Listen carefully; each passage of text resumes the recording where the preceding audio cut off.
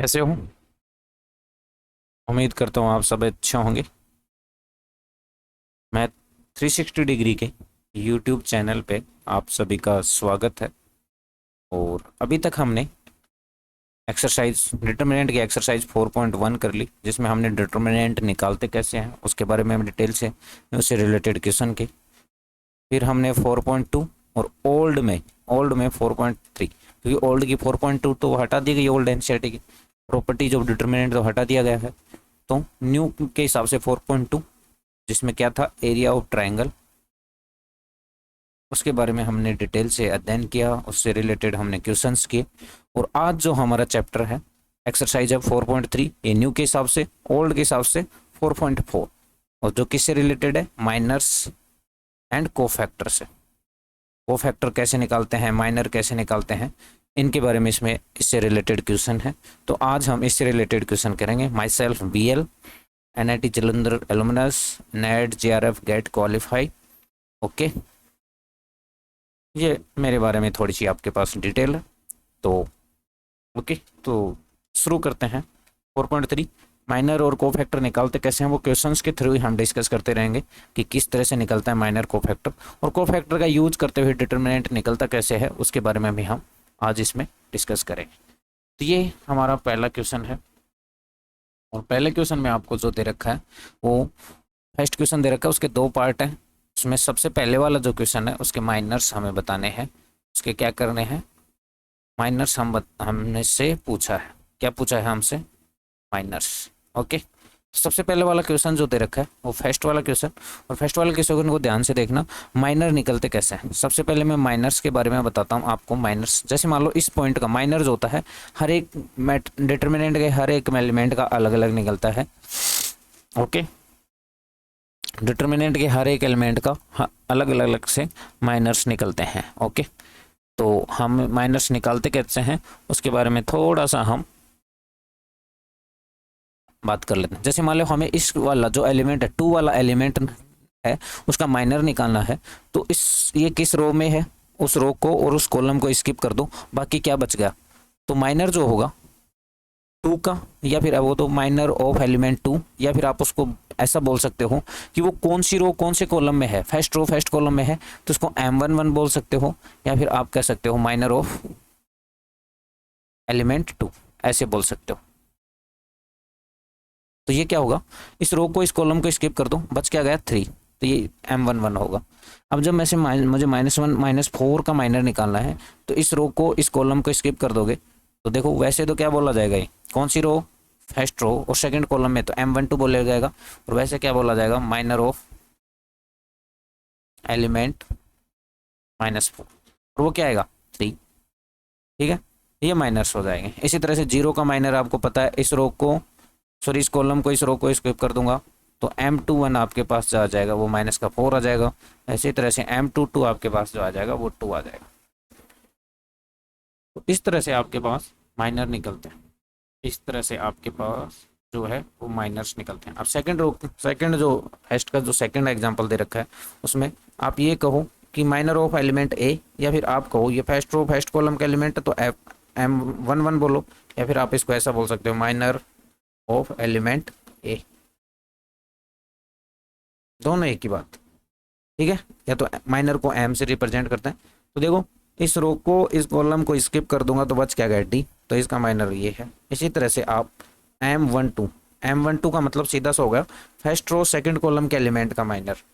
First row second column का element कौन सा है, C वाला है, इसका माइनर मतलब इस रो को इस कॉलम को स्किप कर दो, बच क्या गया आपके पास D, B, तो इसका माइनर B होगा।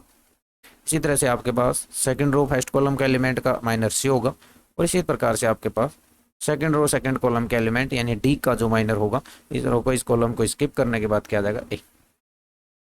इस तरह से माइनर निकलते हैं। ठीक है, क्लियर है, क्लियर, एकदम क्लियर, जैसे लगता है क्लियर। अब बात करते हैं कोफैक्टर कैसे निकाले जाते हैं। तो कोफैक्टर होता है, उसको हम उसका एक फॉर्मूला होता है, कोफैक्टर का एक फॉर्मूला होता है CIJ इक्वल टू -1 की power I plus J equal to MIJ। यानी आपने माइनर निकाल लिए, माइनर को -1 की पावर I प्लस J से मल्टीप्लाई कर देते हो तो आपके पास क्या आ जाता है, कोफैक्टर आ जाता है। अब बात करते हैं I और जे होता क्या है, जिस एलिमेंट का को फैक्टर निकालना है। जैसे मान लो टू का कोल टू, ये इस टू का हमें को फैक्टर निकालना था, ठीक है। टू का फर्स्ट क्वेश्चन के फर्स्ट एग्जाम्पल में, फर्स्ट क्वेश्चन के पार्ट फर्स्ट में जो टू है उसका हमें अगर को फैक्टर निकालना है तो -1 की power i plus J M I J. हम इसका माइनर पहले से i की जगह देखो टू है, टू, ये जो टू एलिमेंट है इस मैट्रिक्स में, जो टू एलिमेंट है 2 माइनस का 4 0 3, इसमें टू जो है कौन सी रो कौन से कॉलम में है, फर्स्ट रो फर्स्ट कॉलम। आई तो रो को बताता है, जे उसके कॉलम को बताता है। तो C11 first row first column के एलिमेंट का को फैक्टर क्या होगा, -1 की पावर 1 + 1, आई की वैल्यू 1, जे की वैल्यू 1, M11। -1 की पावर क्या आ गई, E1, तो वो तो 1 बन जाएगा। इसका मतलब C11 क्या होगा, M11 के इक्वल होगा। और C11 के लिए M1 इसमें हमने क्या निकाला था 3, तो ये 3 होगा। तो जब जब -1 की पावर इवन होगी तब तब C11 C को फैक्टर माइनर के इक्वल होगा। और जब जब -i प्लस जे -1 की पावर ओड होगी तब तब C को फैक्टर माइनर के इक्वल होगा। क्लियर है। तो सबसे पहले काम आपका माइनर निकालना है, उसके बाद को फैक्टर निकालना तो आसान है, ठीक है। तो आपको देखना क्या है, कोई भी एलिमेंट का को फैक्टर निकालना है तो आपको ये देखना है कि उस कौन सी रो कौन से कॉलम है। अगर उन दोनों का सम देखो, जैसे मान लो ये -4 है, जैसे -4 है किस में है, फर्स्ट रो और सेकंड कॉलम में। तो दोनों का सम फर्स्ट रो सेकंड कॉलम है, तो यहाँ C12 क्या आएगा, -1 की पावर 1 + 2 इंटू M12। तो देखो ये माइनस बन जाएगा और M12 आपके पास क्या था, यहाँ -4 के रेस्पेक्ट में क्या था 3, तो इसका आंसर क्या आ जाएगा -3, ठीक है। तो जहां जहां i प्लस जे इवन होता है वहां तो को फैक्टर इक्वल टू माइनर होगा, और जहां जहां i प्लस जे ओड होता है वहां को फैक्टर इक्वल टू माइनर होता है। क्लियर है। तो हम है यहाँ पे हमने माइनर तो निकाल दिए इस मैट्रिक्स के, A B C D, ये मैट्रिक्स थी ABCD थी मैट्रिक्स, AC था, ठीक है। ओके ओके ओके ओके, जाने जहां तुम हो कहाँ। तो ये हमारे पास मैट्रिक्स थी ACBD। तो देखो M11 क्या होगा, M11 मतलब इस रो को इस कॉलम को स्किप कर देंगे तो D होगा। M12 क्या होगा, फर्स्ट रो सेकंड कॉलम, इस रो इस कॉलम को स्किप करते क्या हो जाएगा B। M13 क्या होगा, इस रो इस कॉलम को स्किप करते C हो जाएगा। सॉरी M13 तो है ही नहीं ना इसमें, तो M21 यानी सेकंड रो फर्स्ट कॉलम, ठीक है। M21 की बात है, M21, ठीक है। और यहाँ क्या होगा M22 यानी वो क्या होगा A, ठीक है। देखो इसकी बात करेंगे A के रेस्पेक्ट में तो D बच जाएगा, फिर 1 2 यानी इसके रेस्पेक्ट में C के रेस्पेक्ट इस रो इस कॉलम को छोड़ने पे B बच जाएगा। M21 यानी इसके रेस्पेक्ट में इस रो इस कॉलम को स्किप करेंगे तो C बच जाएगा, और D का मतलब क्या है, इस रो इस कॉलम को स्किप करते A बच जाएगा। अब बात करते हैं इसके कोफैक्टर के। कोफैक्टर का सीधा सा फॉर्मूला होता है -1 की power i plus J and MIJ, जहाँ MIJ को आपको मैं ऑलरेडी बता चुका हूँ। MIJ होता क्या है, क्लियर। MIJ आपके पास होता क्या है इसके बारे में हम ऑलरेडी डिस्कस कर चुके हैं, ठीक है। तो देखो पहले वाला एलिमेंट का कोफैक्टर, पहले वाले का एलिमेंट का मतलब first row first column equal to -1 की power 1 + 1 is equal to M11। तो ये क्या बन जाएगा, M11 के इक्वल बन जाएगा, और M11 क्या था D। अब बात करते हैं C12 की।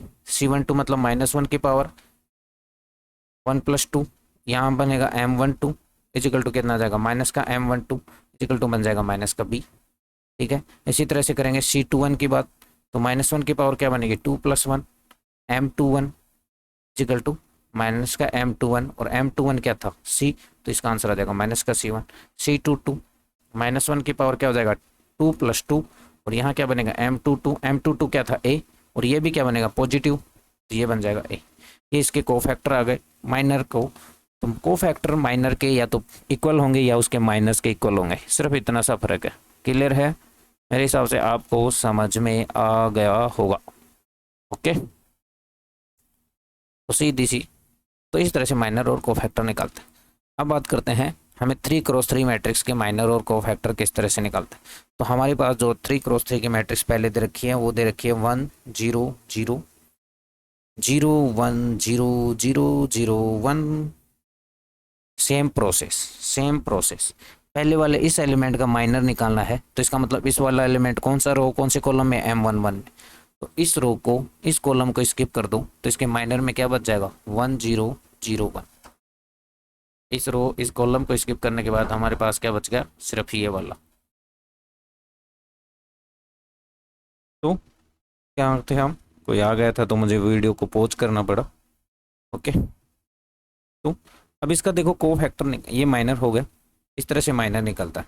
अब इसका डिटर्मिनेंट निकाल लो, 2 क्रॉस 2 का डिटर्मिनेंट क्या होता है, ये इंटू ये माइनस ये, तो ये 1 माइनस 0 हो जाएगा, 1 आ जाएगा। ऐसे ही तरह से M12 मतलब फर्स्ट रो सेकंड कॉलम का element, first row second column element क्या है ये, तो इस रो को इस कॉलम को स्किप कर दो, बाकी जो बच गया वो माइनर होगा, 0 0 1 0।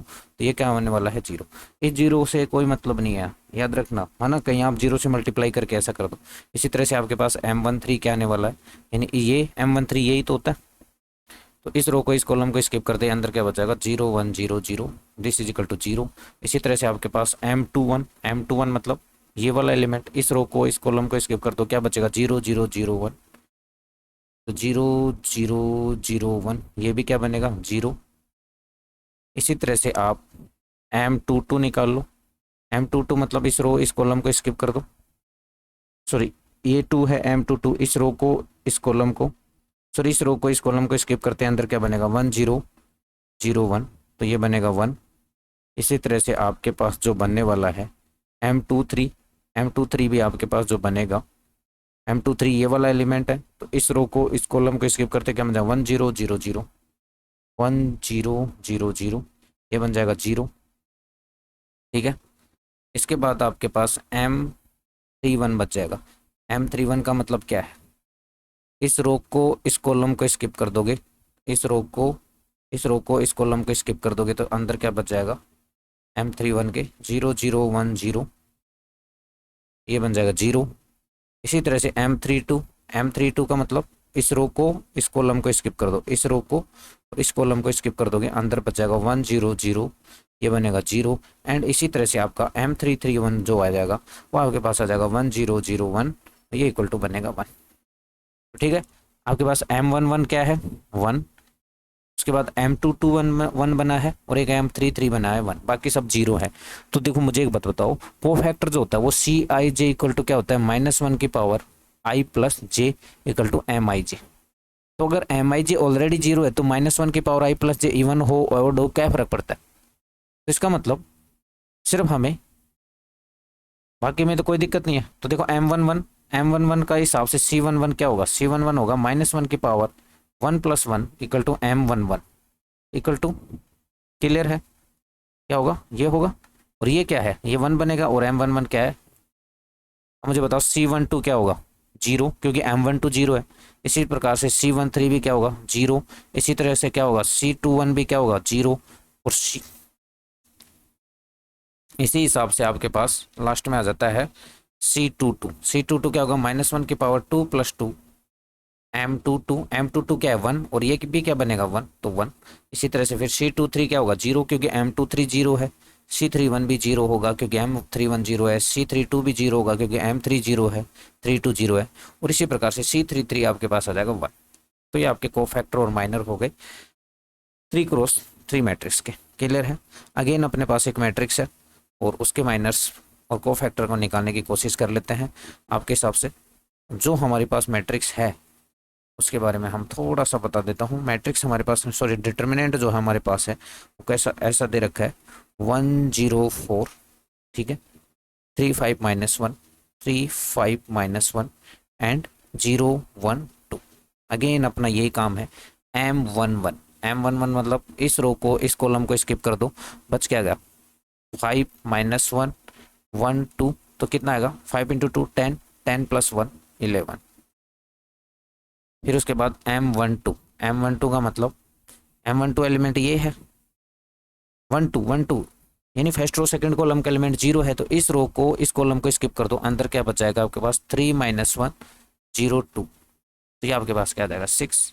इसी तरह से आपके पास बन जाएगा M13, और M13 देखो क्या बनने वाला है, ये बोलता है M13, तो इस रो को M13 यही होगा, यानी 1 3 third first row second column third column का एलिमेंट ये होगा 4। इस रो को इस कॉलम को स्किप करते ही अंदर बच जाएगा 3 5 0 1। तो ये आपके पास क्या बन जाएगा 3, 3 इंटू 1 3 माइनस 0।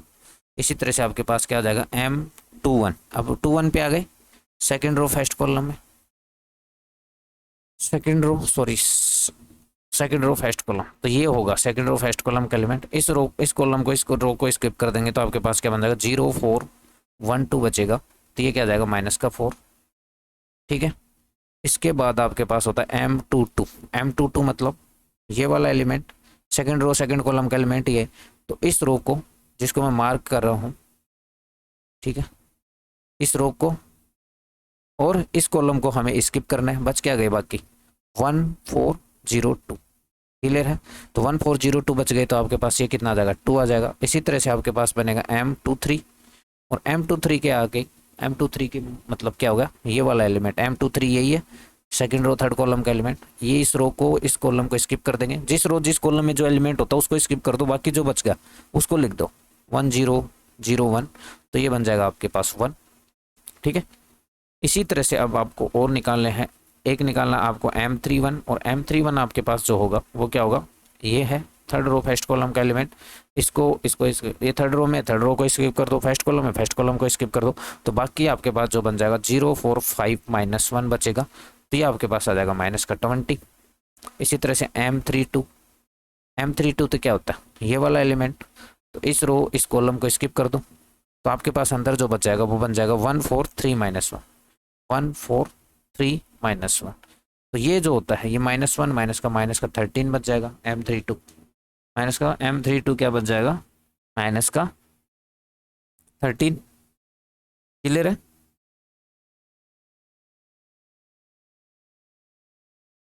ओके, माइनस का क्या बन जाएगा 13। इसी तरह से आप M33 निकालोगे, M33 मतलब ये वाला। तो इस रो को और इस कॉलम को स्किप कर देंगे, अंदर क्या बचेगा 1 5 सॉरी ये बचेगा ये, तो 1 इंटू 5 तो M33 आपके पास जो आ जाएगा वो 5 आ जाएगा। अब मैं आपको बता देता हूँ माइनस और को फैक्टर या तो इक्वल होते हैं या उनके साथ माइनस लगता है। और माइनस लगता कहाँ कहाँ है, इस वाले के साथ, इस वाले के साथ, इस वाले के साथ और इस वाले के साथ। यानी C12 है फर्स्ट रो सेकंड कॉलम का, C21 C23 एंड C32 के साथ माइनस लगेगा। बाकी सबके सब माइनर क्या होते हैं इक्वल होते हैं। तो देखो जहाँ जहाँ I+J होगा तो C11 क्या होगा M11 के इक्वल होगा, C12 क्या होगा -M12 के इक्वल होगा, माइनस लगेगा ना, क्योंकि I+J देखो I+J क्या है ओड होता है तो माइनस आ जाता है, और I+J इवन होता है तो क्या आ जाता है। अब C13 क्या होगा M13 के इक्वल होगा। C21 देखो माइनस का, देखो ये ओड है, ओड होते ही माइनस लगा, माइनस का M21 के। C22 कितना होगा M22 के। C23 इजिकल टू कितना होगा माइनस, देखो ये दोनों ओड है तो ये क्या होगा M23 के। C13 C13 तो हम ऑलरेडी निकाल चुके, C31 होगा है ना, C31 ये C31 होगा है ना, ये आपके पास C31 होगा, ठीक है C31। और फिर क्या बनेगा C32 एंड एक होगा C33। तो C33 दोनों का सम क्या है इवन, तो M33 के इक्वल होगा। दोनों का सम क्या है ओड, तो माइनस का M32 के इक्वल होगा। ये दोनों का सम क्या है इवन, तो यहाँ क्या होगा M31 के। तो यहाँ इनकी वैल्यू पुट कर दो और अपने पास आंसर आ जाएगा, क्लियर। अब देखो M11 अपने पास आया क्या था, M11 जो था अपने पास वो क्या था 11, ठीक है। अब पीछे देखते हैं M11 क्या था, देखो M11 था अपना का 11, M12 था अपने पास 6 और M13 था 1163 थे 1163। तो देखो 1163 थे तो ये तो 11 का 11 रह जाएगा, 6 ये माइनस के साथ आ जाएगा, ये कितना हो जाएगा 3, क्लियर है। कोई डाउट, आई होप कोई डाउट नहीं होगा आपको, ठीक है। उसके बाद सेकंड माइनर देख लो, सेकंड रो के माइनर क्या होंगे M21 M22 और M23। M21 -4 2 ये देखो -4 2 एंड 1, ठीक है, -4 2 और 1, ठीक है, -4 2 1, तो इसके ऑलरेडी माइनस लगा है, -4 कितना आ जाएगा, यहाँ 2 आ जाएगा, यहाँ -1 बन जाएगा। तो ये अपने पास सेकंड रो के को फैक्टर हो जाएंगे। क्लियर है। सेम चीज थर्ड वाले के देखो मेरे पास क्या थे, थर्ड रो के माइनर जो थे वो क्या थे, -20 -13 -5, -20 -30 13 +5। देखो हमारे पास क्या हो जाएगा, यहाँ पे क्या था, -20 तो -20, ऐसा कैसा, -13 तो माइनस ऑलरेडी है, तो -13 कितना बन जाएगा 13, और लास्ट में कितना बना 5, तो ये 5। तो ये होता है इस तरह से। अब ये माइनस इसके साथ क्यों आया, क्योंकि माइनर को -1 की पावर i प्लस जैसे मल्टीप्लाई करते हैं तो कोफैक्टर आ जाता है, और -1 की पावर यहाँ क्या बनेगा 1 + 2 3, -1 की पावर 3 क्या होती है -1, तो इसलिए माइनस आया। तो याद रखना हमारे पास 3 × 3 की डिटर्मिनेंट होती है, तो यहाँ वाले यहाँ वाले यहाँ वाले यहाँ वाले एलिमेंट के साथ माइनस आता है, जैसा हम वहाँ करा करते थे। ठीक है, क्या कर दिया अपन ने, यूजिंग, अब इसमें देखो हमारे पास जो है क्या, using the cofactor of element of second row और इवलेट डेल, यानी कोफैक्टर का यूज करते हुए हमें इसका डिटर्मिनेंट निकालना है। तो याद रखना किसी भी रो को या किसी भी कॉलम को उसी के कोफैक्टर से मल्टीप्लाई करके ऐड कर देते हैं। जैसे मान लो ये एलिमेंट है, ठीक है, इसको मैंने इस रो के देखो ये इस एलिमेंट को इसके कोफैक्टर से मल्टीप्लाई किया, प्लस इस एलिमेंट को इसके कोफैक्टर से मल्टीप्लाई किया, प्लस इस एलिमेंट को इसके कोफैक्टर से मल्टीप्लाई किया, तो डिटर्मिनेंट आ जाता है। ऐसे मान लो कोई कॉलम सेलेक्ट कर लेते हो आप, तो 3 को 3 के कोफैक्टर से मल्टीप्लाई कर दो, बीच में प्लस लगा दो, 0 को 0 के कोफैक्टर से मल्टीप्लाई कर दो, बीच में प्लस लगा दो, और 2 को 2 के कोफैक्टर से मल्टीप्लाई करके ऐड कर दो, तो क्या आ जाता है अपने पास डेल आ जाता है, यानी डिटर्मिनेंट आ जाता है। तो उसने क्या बोला, सेकंड रो का के कोफैक्टर का यूज करना है और एवलेट करना है, यानी सेकंड रो का के, अब सेकंड रो के एलिमेंट को उन्हीं के कोफैक्टर से मल्टीप्लाई करके ऐड कर देंगे तो डिटर्मिनेंट आ जाएगा। तो सबसे पहले हमें सेकंड रो के कोफैक्टर चाहिए, ये याद रख लेना आप।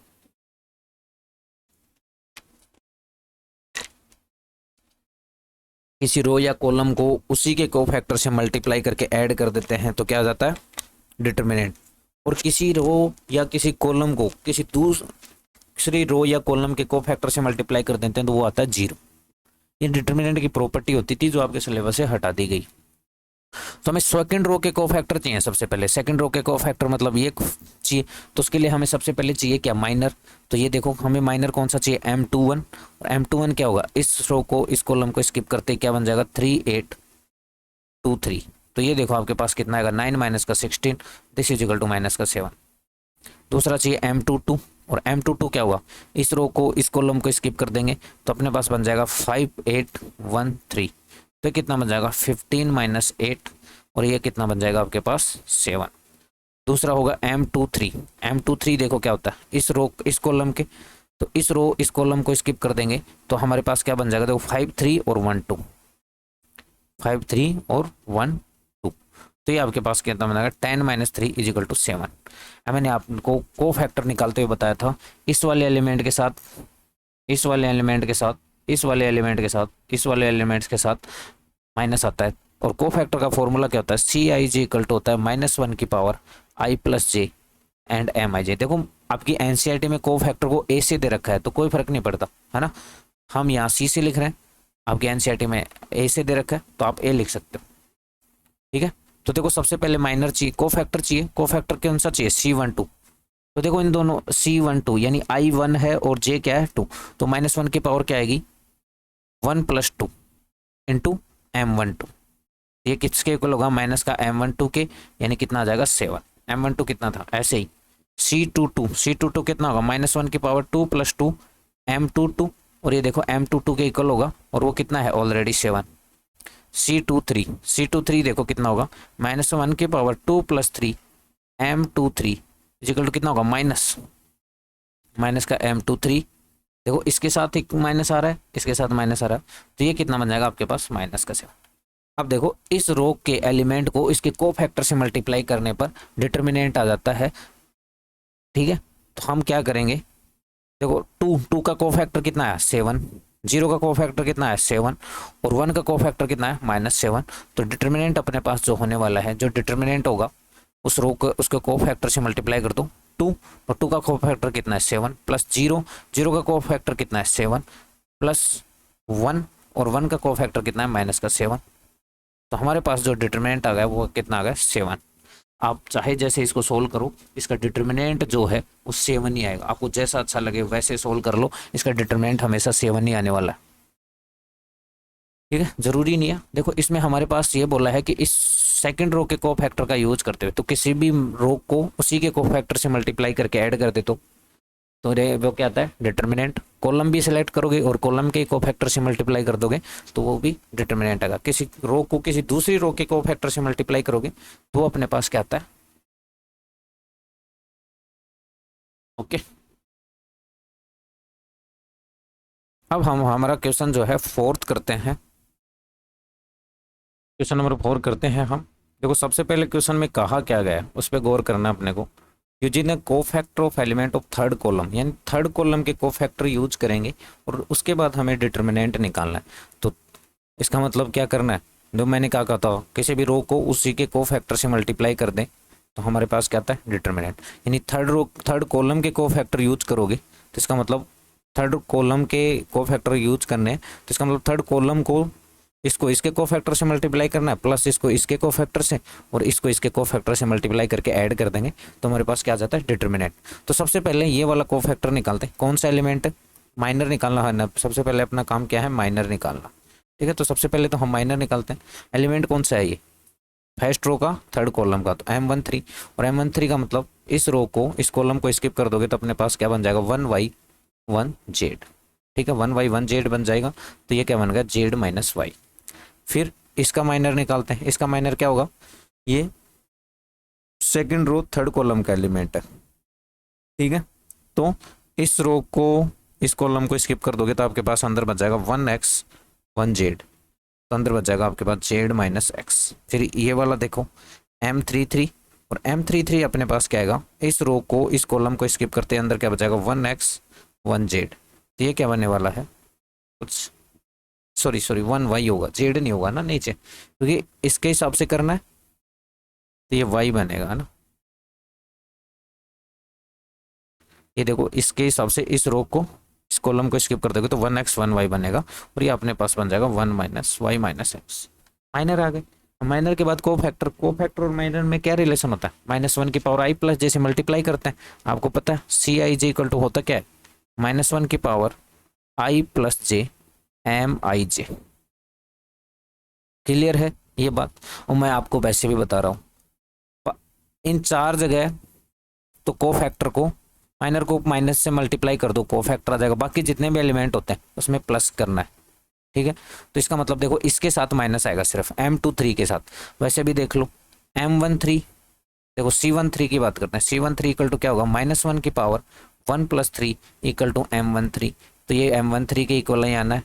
इसी तरह से आप C23 करोगे तो -1 की पावर क्या बनेगा 2 + 3 M23। तो ये देखो माइनस का M23 के इक्वल आएगा। ठीक है, और इसके साथ करोगे 3 के तो -1 की पावर 3 + 3 M33। तो इसके साथ भी क्या आएगा, ऐसा कैसा आ जाएगा तो M33 आ जाएगा। तो कुल मिला के हमारे पास कोफैक्टर जो आ गए वो आ गए C13। तो क्या आया M13 के इक्वल और वो क्या है z-y। इसी तरह से C23 वो क्या आएगा माइनस के साथ, यानी माइनस का z-x, यानी इसको मैं क्या लिख सकता हूँ x-z लिखो या z-x, ऐसा कैसा रख लो आप, कोई दिक्कत नहीं है। और C33 क्या है M3 के इक्वल यानी y-x। ये अपने पास माइनर आ गए।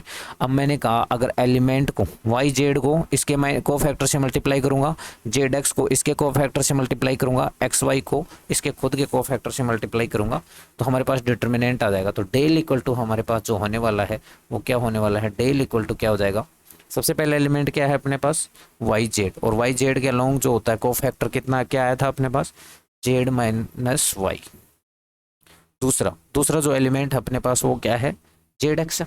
देखो यहाँ पे zx और zx के अलोंग जो कोफैक्टर आया वो माइनस का z-x आया। ठीक है, तो दूसरा एलिमेंट जो था वो क्या था, जेड एक्स, और उसके अलोंग जो को फैक्टर आया वो माइनस का क्या आया, जेड माइनस एक्स, तो माइनस मैंने आगे लगा दिया, ये हो गया। और तीसरा जो एलिमेंट है वो क्या है, एक्स वाई, और एक्स वाई के अलोंग को फैक्टर क्या है, y minus x, x y के अलोंग क्या है, y minus x, x y, और उसके अलोंग को फैक्टर क्या है, वाई माइनस एक्स। क्लियर है। तो एक बार ये अपने पास आ गया। अब ये उसके को फैक्टर एलिमेंट को उसके को फैक्टर से मल्टीप्लाई करने पर क्या आ जाता है, डिटर्मिनेंट। बस अपने का यही काम है। अब इसको अंदर मल्टीप्लाई कर दो एक बार, देखो क्या बन जाएगा, जेड स्क्वायर वाई माइनस का वाई स्क्वायर जेड। यहाँ अंदर मल्टीप्लाई कर दोगे तो क्या होगा, जेड स्क्वायर एक्स। क्लियर है। यहाँ क्या बनेगा, एक्स स्क्वायर जेड, प्लस हो जाएगा ना, माइनस माइनस, यहाँ बनेगा एक्स वाई स्क्वायर, और यहाँ बनेगा एक्स स्क्वायर वाई। क्लियर है। अब आपको इनको सोल्व करते रहो। देखो सबसे पहले हम सोल्व करते हैं यहाँ तक भी। इसको देखो सबसे हमारे सिंपलेस्ट फॉर्म में हमें आंसर देना होता है। अगर हार्ड पड़ रहा है सोल्व करना तो आप यहाँ भी छोड़ोगे तो आता 1 नंबर काट ले तो बात अलग है। अगर लेंथ इक्वेशन आता 2 नंबर का आएगा तो 1.5 नंबर तो दे ही देगा यहाँ तक। अब बात करते हैं, देखो हम इसको सोल्व करने की। तो देखो सबसे पहले आपको यहाँ नजर आ रहा होगा, इसमें और इसमें देखो एक बार इसमें से इसमें सबका करने का तरीका अलग अलग हो सकता है। इन दोनों को अगर मैं करूं तो दोनों में से x कॉमन आ रहा है और अपने पास क्या बन जाएगा, वाई स्क्वायर माइनस जेड। इन दोनों से, सिर्फ इन दोनों की मैं बात कर रहा हूँ। यहाँ पे सोल्व करते हैं इन दोनों को। इन दोनों से मैं x कॉमन लेते हैं, अपने पास क्या बन जाएगा, वाई स्क्वायर माइनस का जेड स्क्वायर। सबको अलग अलग टुकड़ों में सोल्व कर लेंगे। क्लियर है ना। अब देखो, अब हमारे पास और क्या बच गया, और बच गया ये एक, इसको और इसको देखो आप अच्छे से, इसको और इसको देखो।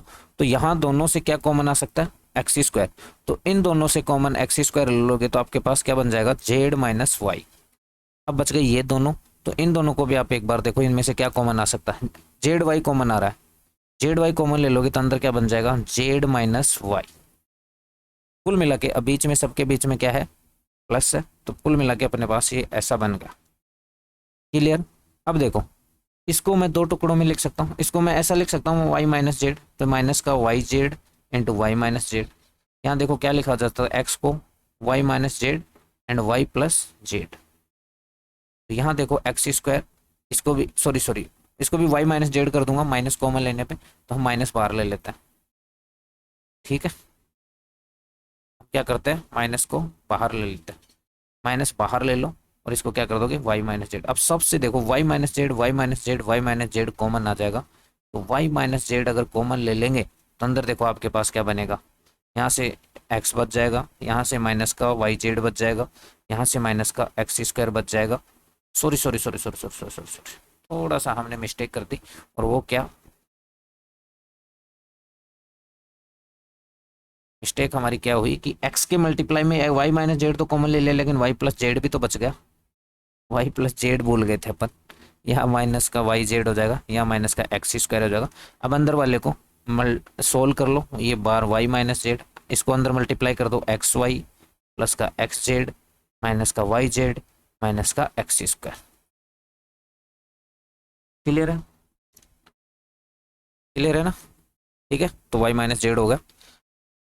अब देखो और क्या क्या कर सकते हैं, और कहीं भी कुछ हुआ क्या, हाँ ठीक है। और क्या क्या कर सकते हैं हम, देखो अब इन दोनों से, देखो इधर इधर इधर इन दोनों को सोल्व कर लो। इन दोनों को सोल्व करोगे तो इन दोनों से जो कॉमन आ जाएगा वो एक्स कॉमन ले लूंगा, और एक्स कॉमन लेते ही क्या बन जाएगा, जेड माइनस एक्स। इन दोनों को मैंने सोल्व किया है। ठीक है, और जब इन दोनों को सोल्व करोगे तो इन दोनों से क्या कॉमन आ रहा है, देखो वाई कॉमन आ रहा है। तो ये क्या बन जाएगा, वाई कॉमन लेने के बाद बन जाएगा एक्स माइनस जेड। ठीक है, तो अपने पास जो हो जाएगा,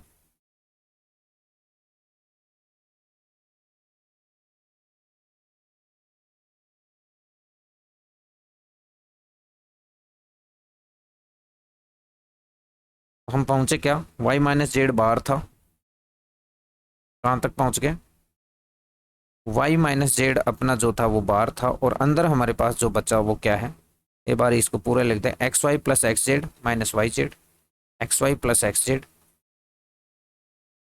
x y plus x Z minus का वाई जेड माइनस का वाई एक्स स्क्वायर माइनस का एक्स स्क्वायर। तो यहाँ तक हम पहुंचे, माइनस का एक्स स्क्वायर। तो देखो इन दोनों को मैंने एक साथ लिया है, तो इन दोनों को मैं साथ लूंगा तो y कॉमन आ जाएगा, y कॉमन आते क्या बच जाएगा x माइनस जेड। और इन दोनों को मैंने एक साथ लिया है तो यहाँ से x कॉमन लेते हुए क्या बन जाएगा, z माइनस एक्स। ठीक है, अब देखो इसको भी हम z माइनस एक्स लिख सकते हैं, इस वाले को भी। बार क्या था, y माइनस जेड, तो y माइनस जेड ऐसा कैसा। अब इसको मैंने x minus Z, Z minus x लिखते ही माइनस बाहर आ जाएगा तो माइनस जेड माइनस एक्स बच जाएगा। यहाँ क्या है, x जेड माइनस एक्स। अब दोनों से देखो Z minus X, Z minus X common आ जाएगा, जेड माइनस एक्स कॉमन आ गया, वाई माइनस जेड पहले से था, अंदर क्या बचेगा, एक्स माइनस वाई। ये आपका सॉल्यूशन होगा। ये सिंप्लीफिकेशन है, थोड़ा करना चाहते हो तो कर सकते हो, वहाँ भी छोड़ोगे तो कोई दिक्कत वाली बात नहीं है। क्लियर है,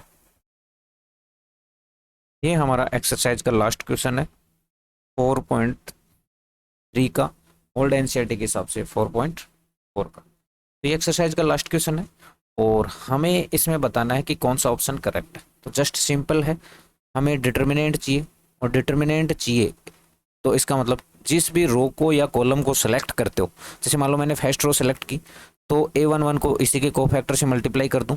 ठीक है, a11 इंटू C11। यहाँ देखो यही मैं कह रहा था, आपके एनसीईआरटी में से AIJ बोला है तो आप a11 ले सकते हो, प्लस a12 को a12 से मल्टीप्लाई कर दो और a13 को a13 से, तो डिटर्मिनेंट आ जाता है। तो जहाँ कहीं भी आप रो हो या कॉलम हो, जहाँ कहीं भी किसी रो या कॉलम को उसी के फैक्टर से मल्टीप्लाई करके ऐड किया गया है वही ऑप्शन होगा। देखो a11 का कोफैक्टर क्या होता है, a11 होता है, तो ये तो बात ही गलत हो गई। a11 का फैक्टर a11, a12 का कोफैक्टर a21 कर दिया तो गलत हो गया, ये डिटर्मिनेंट बन ही नहीं सकता।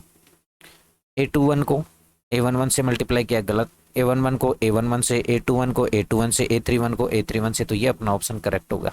ठीक है, तो आज के लेक्चर को हम यहीं समाप्त करते हैं और ये हमारा 4.3 ओल्ड एनसीईआरटी की सबसे 4.4 कंप्लीट कर दिया गया। हम नेक्स्ट वाले में हमने माइनर और कोफैक्टर निकालना तो हमने आज यहाँ से सीख ही लिया, माइनर्स और कोफैक्टर हमने निकालना सीख लिया।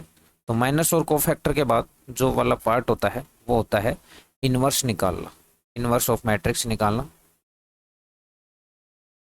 ठीक है, माइनस और कोफैक्टर का यूज करते हुए इनवर्स जो होता है, ए इनवर्स, कोई मैट्रिक्स दे रखा है उसका इनवर्स होता है adjoint of A upon determinant of A.